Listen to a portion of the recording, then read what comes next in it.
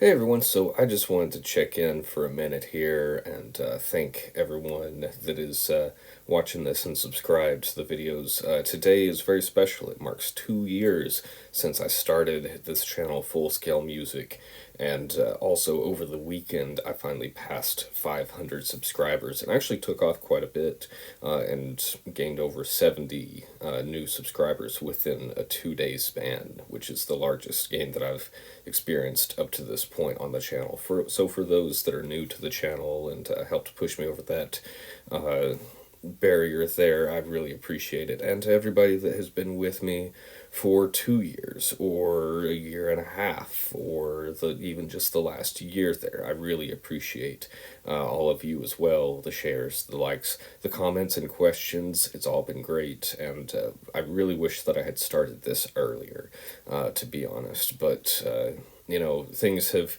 grown and changed a lot. I think that one of the things that made a big difference over the weekend was the new videos that I have started doing, where I'm doing this wheel of fifths.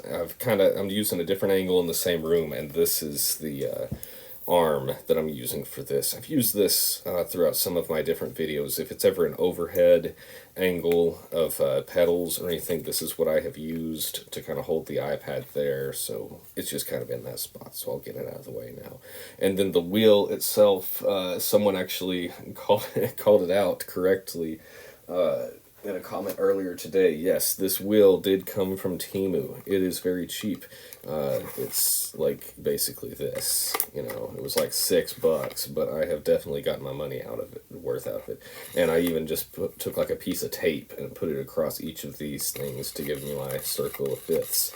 Even one of the screws was missing on it there, so this is not a standard screw. I might even have to make a blooper reel at some point with some of the times that this thing has fallen apart on me while I'm trying to spin it. But again, it's working, it's cool, it's good. I guess I should fill you guys in too on why there has been some of a change in the format or some of the videos that I have done.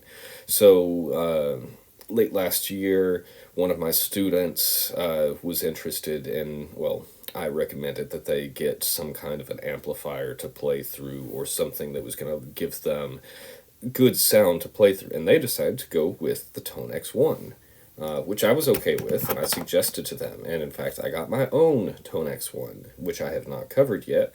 And part of the reason for that is also the reason why the format changed and everything. Tone X1 is very new, uses new software, and requires certain system running requirements. My system was old, and I was not doing updates because of my Digio 2 rack board there. And I made a video kind of explaining some of this, but not going into the full depth of it. So when I got the Tone X, plugged it up, trying to get the software going and everything, and I'm only able to download part of the software, and then the computer is not recognizing my Tone X and recommends a software update.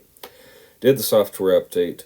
Now my Digio 2 board no longer works. The rack, the board, nothing. So I knew that day was coming. I got several years out of that setup, but it was an 8 channel in and out with ADAT, and just, I hate to lose all that connectivity where I can do stereo sound from the HX Stomp or the Simplifier or now the Tone X and be recording vocals at the same time. So I'm still coming up with a solution for that. I have made some changes to my software and hardware to where I will be able to continue in a similar fashion that I had before, if not upgraded from before. In the meantime, I am going to get back into some of those pedal videos and stuff too. I'm not just going to be wheel of fifths, from here on out or anything. I'm going to make a video on the Tone X and running some different drives and things into that.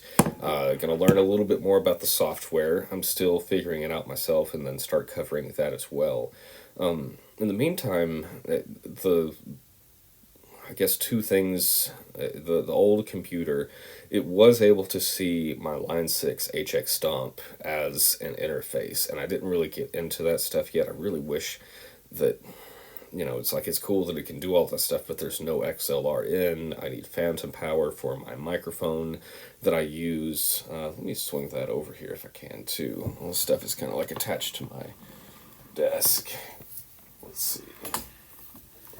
So I don't know that I've ever covered this before, but I use an Audio-Technica AT2020 for my microphone in most cases there.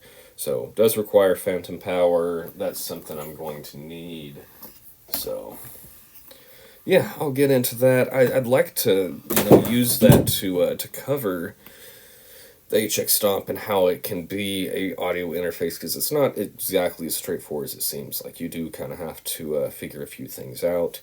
And I'll also probably in the meantime be using this product that my wife actually has used for some voiceover sort of stuff. So this is the SSL, Solid State Logic 2 Plus, and so it's 2 inputs, 4 outputs, I believe. Yeah, so XLR, quarter-inch combined, quarter-inch outputs, and then you have a couple RCA options, 2 headphones, MIDI.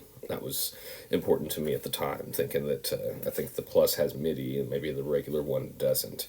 But I'll be using this for some stuff. Again, I won't be able to use stereo and record my voice at the same time, so that will be something I'll have to consider. But, it's just been a crazy holiday season with the software, hardware stuff. I'm glad that I've been able to switch things and do scale videos and get a response on that. I actually started out doing scale and chord videos and stuff, and really with hardly any traction at all. It wasn't until I started getting into the hardware videos and pedal reviews and stuff that the channel actually started to see some traction. And now that I have come full circle back around to scales and stuff, now it's actually boosted. So go figure.